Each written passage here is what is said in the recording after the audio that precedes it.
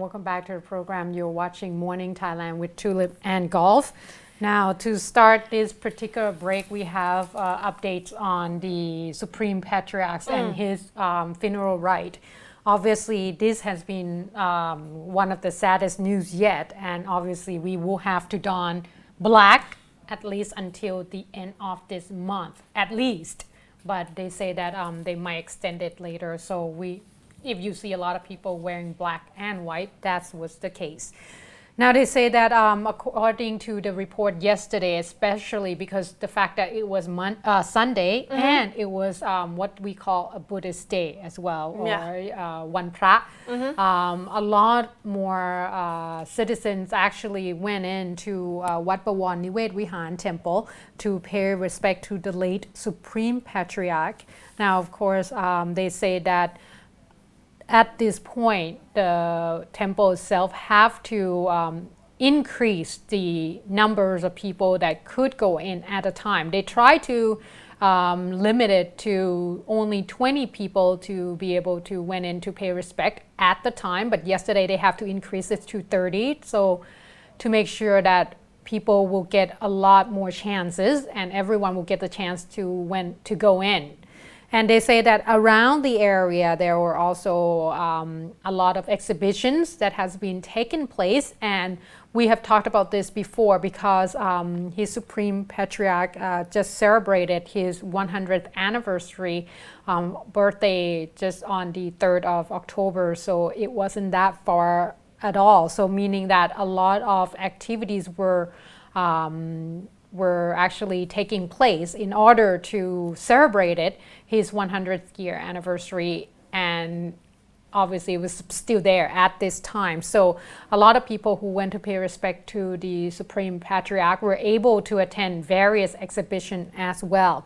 They say that this include all the autobiography of the Supreme Patriarch, as well as the 4D technology that they actually had in place at the exhibition. As you can see, there are a lot of souvenirs were given out, especially a book talking about his lifetime achievements and such. And they said that at the time when people get to go to the temple and pay respect, they said that there were a lot of people that able to listen to a song as well. This particular song was written especially for this particular occasion. It's called "This Life is So Short Yet So Important," and they say that the meaning of the song actually came from the fact that at the time when His Holiness was still alive, His Holiness always mentioned that the life that everyone have is very short, but you can make a lot of importance out of it. True. So meaning that if you use it wisely, that short period of time could expand to be something quite spectacular. It depends on what would you use to do with it. And they say that the person that sang the song, the singer, is Kun Thanaporn Waek Prayun, or Kun Pan Thanaporn. A lot of people know her as a famous singer from RS Promotion. And they say that she was singing this song in order to pay respect to His Holiness as well. And they say that a lot of the Buddhism association from various countries, especially from Japan, England, India, as well, especially with special thanks to the Oxford University, the Buddhism College of Oxford University in England. They have sent in the letters of condolences to Thai government to pay respect to His Holiness, as well as various foreign news agency, especially CNN or NBC, that came into to Bangkok itself in order to cover this particular story, because don't forget His Holiness is actually quite well known for Buddhism. Yes, and I read in some newspaper, His Holiness also received really high ranking as the leader of Buddhist monk in many other countries. So he's well known in the world among Buddhists, and he's the one that started really good relationship with the Dalai Lama. also. They're pretty good friends. Okay. They always communicate and discuss about. A great loss to the world. Yes, Really, because true. he's one of the most well-respected religious leader. He's the one that started the program, the project on monk as the ambassador from Thailand and sent out to other country as well. Okay. That's why we have seen a lot of Thai Buddhist temple in many other countries in the past 10-20 years because of his project. We're gonna move on to the next news. This is something actually quite far from holy. Well, it's a freak accident, but it's a freak accident, but I would say it's a big surprise for a lot of people that no one really had any bad injury. There's no Giving what you see. If you see the picture of in the car, picture. you would say that there's no way the driver would actually survive. Yeah, this it looked like a particular- miracle. This incident happened at 3 a.m. on Sunday, super early morning. At the intersection of Ramanai Road and Pradit Manuntham Road, the police got report that the container truck just hit the island of the road and the container actually flipped over.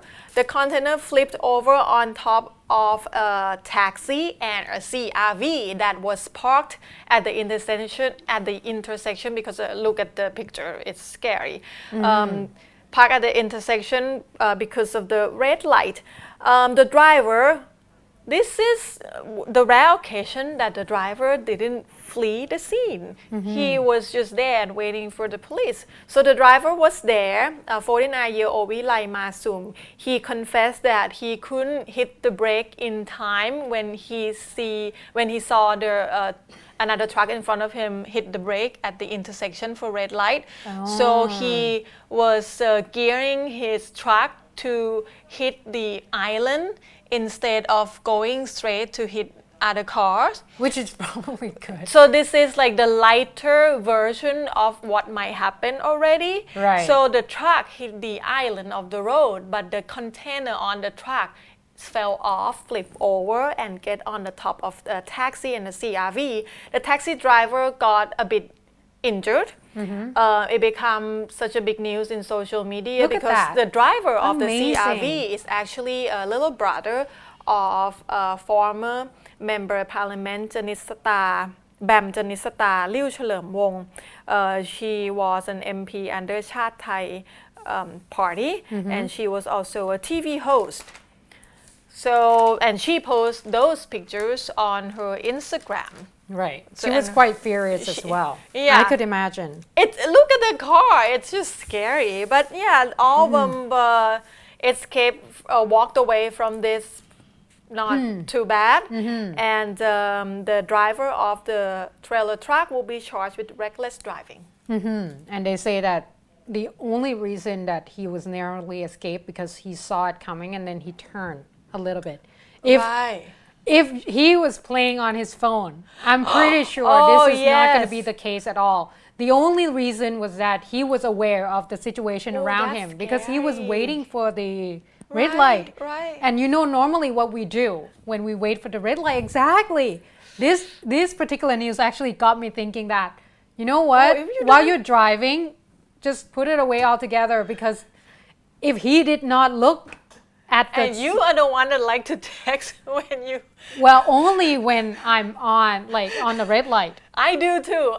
Right? But I just grab my phone and just... This is giving us a little bit of a warning that, hey, it might not be as safe as we think. Because if he did not do that, if he actually play on his phone like the rest of us do. And they didn't aware of whatever happening, it might be really bad. This could have been something else. Yes. But, luckily he's not one of those crazy phone people like we do. All right, moving on. That's a big warning for me. Yeah, for us. Moving on to another news. There has been once again a drug arrest. This time, once again, coming from afar. There has been a report that the custom official were able to confiscate over 2 kilograms of crystal methamphetamines. They say that this particular crystal meth or ice, we call it here, or anywhere else, they say that this particular person is quite scary, as you can see there. What? The lady, Is that? she's from Rwanda. She's a Rwandan woman.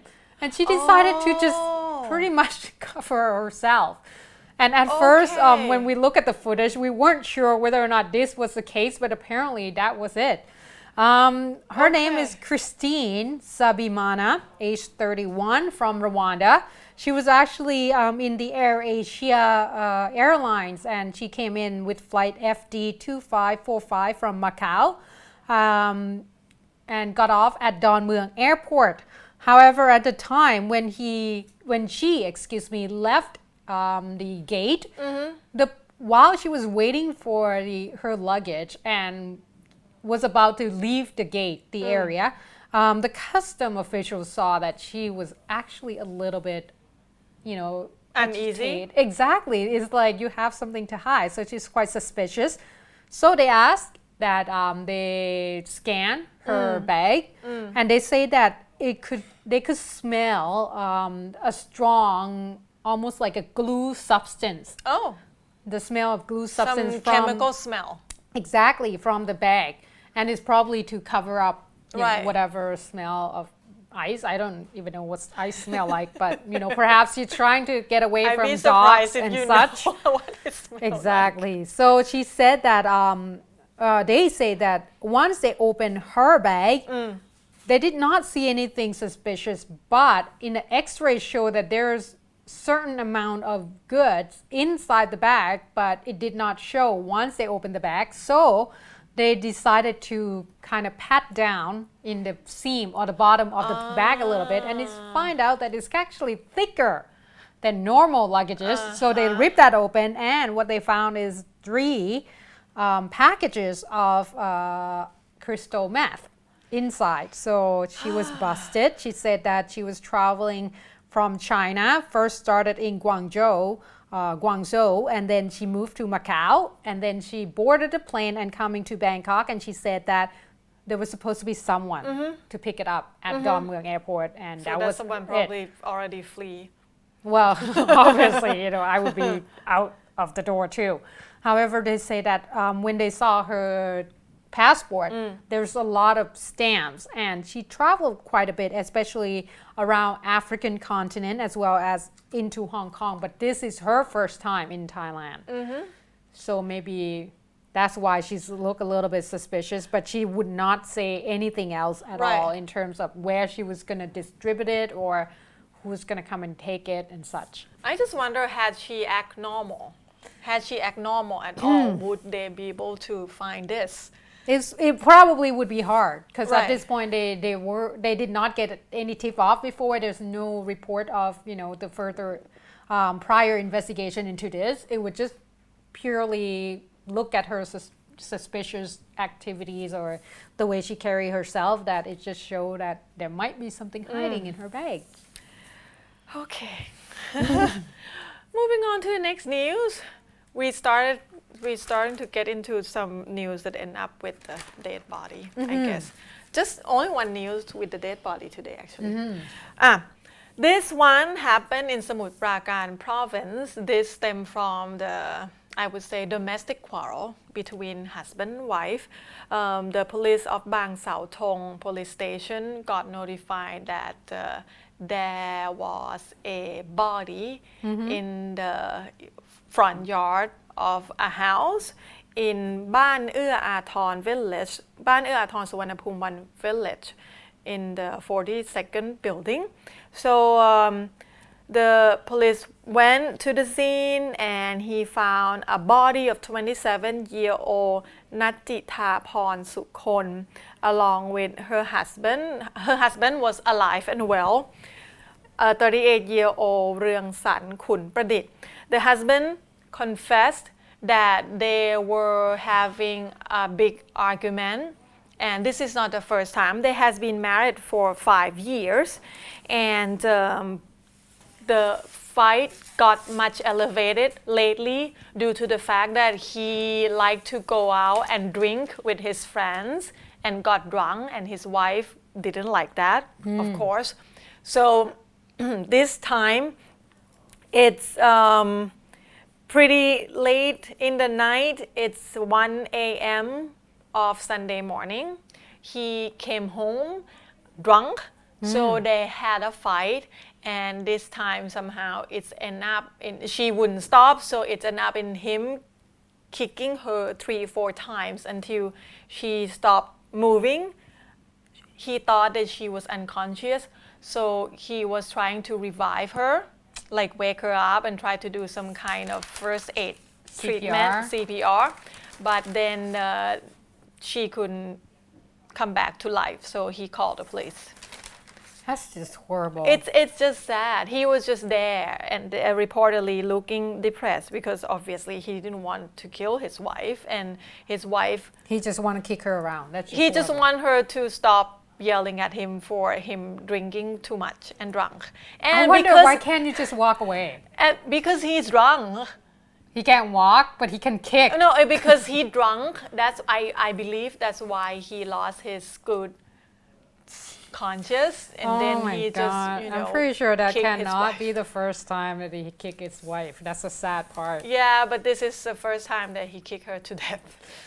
Oh, well, It's just sad. It's a very sad case, and this is one of the things that sometimes it's hard to wrap our head around this, because you would think that domestic violence should be avoided easily, walked away, or perhaps the wife just get rid of the husband altogether. But in this particular case, I'm pretty sure that he did not intend for her to die. Right. But obviously, people can endure pain differently, and sometimes when you kicked the person, Her rib was broken. exactly, and it could have been just domestic violence, but at this point it's turned out to be a murder case, and hopefully he will be behind bars. Now let's take a short break, but we have when we come back, I have a little bit more updates in terms of the Olympic shooters murder case that's still ongoing. And I have a little more information on the Elephant Act. Oh, okay. Please stay tuned.